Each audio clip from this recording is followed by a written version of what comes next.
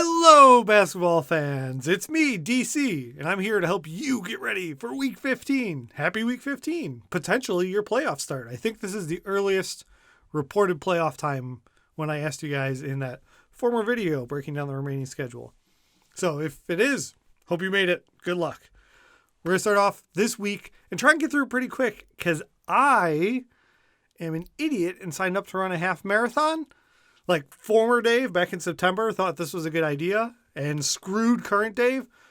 So I've got that going on for me today. So if you never see another video from me, it's because I don't know, either died running or like ran away in shame because I couldn't complete it and just never came back and made another video.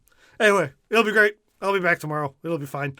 Let's get into the schedule. So we're going to look at Week 15, pace and defensive efficiency. I don't think there's any teams here shocking you. We've been doing this enough weeks, unless you're new, in which case, welcome. Welcome to trying to get to 1,000 subscribers on the channel. Anyway, so the teams up top, the teams you want to attack most, Sacramento, Washington, Minnesota, Portland, New Orleans. They've been up there at the top, just outside the top 5, still above the 108 range, which is really our cutoff, right? Golden State jumped in there above Houston and Brooklyn now. Chicago dropped out, but there's same like usual suspects there. No shocks. Down at the bottom, same things going on. New York, LA, Phoenix, Utah, Miami's crept down there, and then Philly and San Antonio are also down below in the 105s. So we've got some grouping at either side, but I feel like you normally know the teams you want to go after. So we take that info and we apply it to this schedule to help you get ready for the week. So most of the teams are playing 4 games. 24 of the teams play 4 games. So you could pretty much play anyone on your lineup if you're in a weekly locks league without too much worry. There's 6 teams playing 3. You can see them right here. Cleveland, Denver, Lakers, Phoenix, Portland, Toronto. So those are the only guys you got to steer clear of. And you probably, in a weekly locks league, really need to stay clear since there's so many teams playing 4. If you play a few of these guys playing 3 games, you're going to be at, for every guy you play, probably a game disadvantage. And that could really mess you up in a weekly locks league. Also note, I'm showing next week's games. Detroit's got 5 games next week. So if you've got anyone on the waiver wire that you're thinking about already today, you might want to go ahead and take a look about scooping them up to get the extra game for next week before other people think about it. You don't have to do it right now. Just make a note to yourself. Overall, if you're looking at some pretty cake schedules, Brooklyn stood out to me. They get to play Minnesota and Houston start the week, and then Charlotte and Chicago, even though they aren't highlighted green. Those aren't teams that scare you from a defensive thing. That's a pretty great week. But your Brooklyn guys, you're probably playing anyway, right? I don't think you're getting any extra info in there.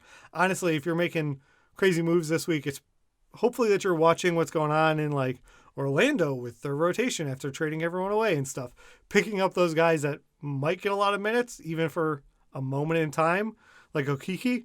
Those could be bigger swings for you than any like schedule for a whole week probably could. Taking a look at the back-to-backs for this week, most of the teams were concerned about resting guys do actually have back-to-backs, which makes sense. A lot of the teams have 4 games. So let's run down the list. Boston, nope, you're safe there. Houston, yes, kind of. If you look at the end of the week, the game against the Pelicans, that's the first of a back-to-back. So I'm not too worried about wall resting because of that. The Clippers, yes. The Lakers, no, because they're only playing 3 games since they played 4 last week and 5 the week before. So Lakers get a little break with 3 games this week. Miami I've added to the list now because Oladipo's there, and he generally isn't going to play on back-to-backs. So yes, they have a back-to-back, but Depot's not even playing yet. But by next week, the trade stuff will have cleared, and he will be. OKC, yes. So Horford's probably going to be sitting for at least one of those games. Honestly, they're upping the rest levels there. Like, the team's not playing for anything, and they're giving him sore knee, sore ankle stuff off because they're in tank mode. They didn't move him. It is what it is. And Washington, yes, they've got back-to-back. Although, like I've said before, I'm still tracking it, but Westbrook has been playing on back-to-backs now, which is great. But we'll still keep an eye on it so you don't get any surprises. Let's go look at streaming options. The schedule's pretty even and not really great streaming days. So the game amount starting with Monday is 11, 4, 10, 7, 10, 8, 7. So Tuesday with the 4 games is really the game you want to attack.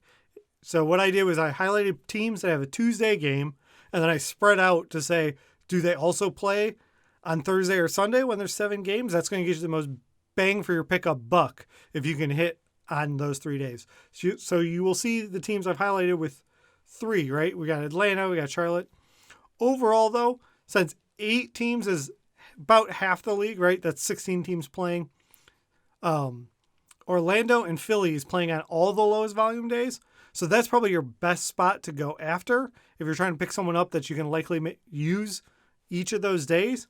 And then there's the extra bonus of what the heck is going on in Orlando because they traded away like the core of their team. We're seeing big games from Okiki. Kevin Birch came back to fantasy life. We don't know that any of that's going to last once like Wendell Carter and stuff's back. But it's something for us to be tracking now. We'll talk about it more with the waiver show tomorrow. But keep an eye on that. If you've got a gut feeling, take a jump because if you're daily streaming, you're going to take advantage of players from Orlando and Philly. Before I let you go, even though we did normal schedule stuff, I just want to mention, if you play on Yahoo, they did their first position update that matters since January 30th. So if you have these guys, maybe you saw it, but some of them are still out there on the waivers. Take a look. Anthony Edwards got forward, so he's now shooting guard, small forward.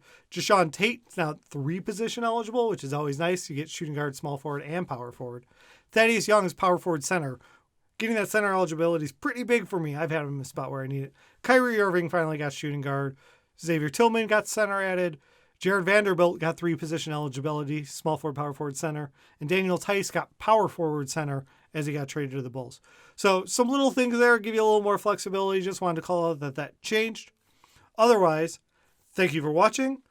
Please leave a comment, make bets as how slow I'm going to run this or whatever. And I got to go. I got to go do this thing and I'll see you guys tomorrow. Thanks for watching. Go out, win your week. Thank you so much for watching. If you made it this far, please hit the like button and leave a comment down below. It helps me grow the channel. If you want more videos like this, hit subscribe or even the little bell will give you alerts. And I'll be back soon with another video for you.